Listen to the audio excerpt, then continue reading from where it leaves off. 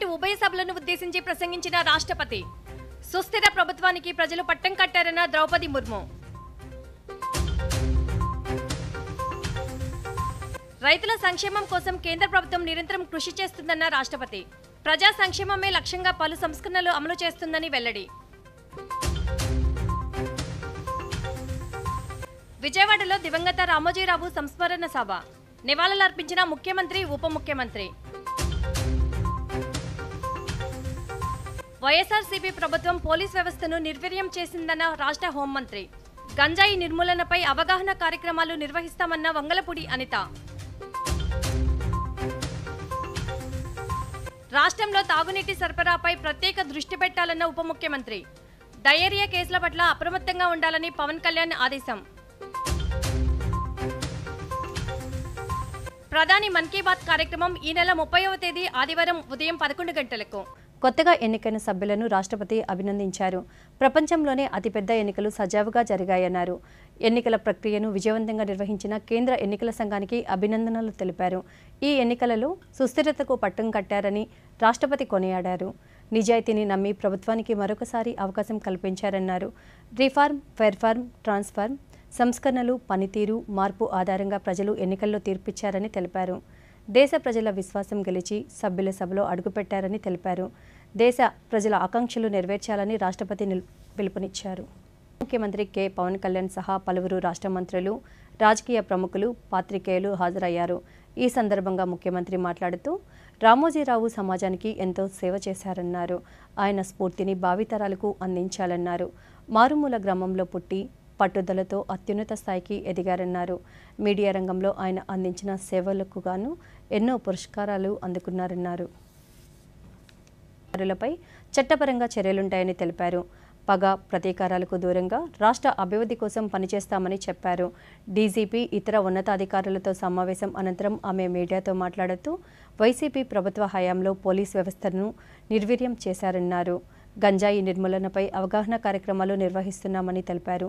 ఇందుకు సంబంధించి ఇప్పటికే ఉపసంఘం ఏర్పాటు చేశామని, 100 రోజుల ప్రణాళిక ఏ విధంగా అమలు చేయాలనే దానిపై చర్చిస్తున్నామని తెలిపారు. మాట్లాడుతూ గ్రామీణ నీటి సరఫరా, పంచాయతీరాజ్, ఇంజనీరింగ్ విభాగాల అధికారులతో సమీక్ష నిర్వహించారు. ఈ సందర్భంగా మంత్రి మాట్లాడుతూ ప్రతి ఇంటికి కుళాయి ద్వారా సురక్షిత తాగునీటిని అందించే జలజీవన్ మిషన్ వంటి కేంద్ర ప్రభుత్వ పథకాల నిధులకు సంబంధించి రాష్ట్ర ప్రభుత్వం మ్యాచింగ్ గ్రాంట్ వివరాలు ఇవ్వాలని అధికారులను ఆదేశించారు. గత ప్రభుత్వం ఈ పథకం నిధులను వినియోగించుకోలేకపోయిందని వ్యాఖ్యానించారు. తాగునీటి సరఫరాలో జాగ్రత్తలు తీసుకోవాలని సూచించారు. ఇటీవల డయేరియా కేసులు నమోదవుతున్న నేపథ్యంలో తాగునీటి సరఫరాపై ప్రత్యేక శ్రద్ధ పెట్టాలన్నారు. తాగునీటి సౌకర్యం లేని గ్రామాలపై దృష్టి పెట్టాలని, జలజీవన్ మిషన్ పథకం కింద నిధులను పూర్తి స్థాయిలో సద్వినియోగం చేసుకోవాలని అధికారులకు దిశానిర్దేశం చేశారు. వీర్యమైందన్నారు. అన్ని రకాలుగా ఆర్టీసీ సంస్థను అభివృద్ధి బాటలో నడిపేలాగా చర్యలు చేపడతామన్నారు. మహిళలకు ఆర్టీసీ బస్సులో ఉచిత ప్రయాణ పథకంపై పక్క రాష్ట్రాల్లో అధ్యయనం చేస్తున్నామని, అది పూర్తయిన వెంటనే ఇక్కడ కూడా మహిళలకు ఉచిత బస్సు ప్రయాణ పథకాన్ని ప్రవేశపెడతామన్నారు. పేషెంట్లను బ్లడ్ టెస్టుల కోసం బయట ల్యాబ్లకు పంపడంపైన ఆసుపత్రి సిబ్బందిపై మంత్రి తీవ్ర ఆగ్రహాన్ని వ్యక్తం చేశారు. అనంతరం మంత్రి మాట్లాడుతూ రామచంద్రపురం ఏరియా ఆసుపత్రి అవినీతి నిలయంగా మారిందని, దీనిని త్వరలోనే ప్రక్షాళన చేయాల్సిన అవసరం ఉందన్నారు. ఈ బాధ్యతగా ఎవరు కూడా కాకినాడ వెళ్లకుండా చూసే బాధ్యత తీసుకోమని కోరుతా ఉన్నాను. దాన్ని మీకు అన్ని వేళ నేను అన్ని రకాలుగా సహకరిస్తాను డిపార్ట్మెంట్ అంతా కూడా. అలాగే మీ సహకారం కూడా పేషెంట్ల మీద కొద్దిగా అక్కడక్కడ ఇసుక్కుంటున్నారని తెలిసింది.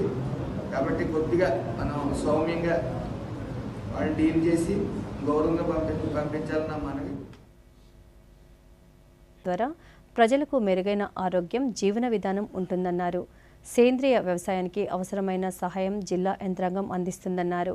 ఎమ్మెల్సీ కంచెల్ల శ్రీకాంత్ మాట్లాడుతూ కుప్పంలో పేదరికాన్ని రూపుమాపడమే ముఖ్యమంత్రి నారా చంద్రబాబు నాయుడు లక్ష్యంగా చేసుకున్నారన్నారు.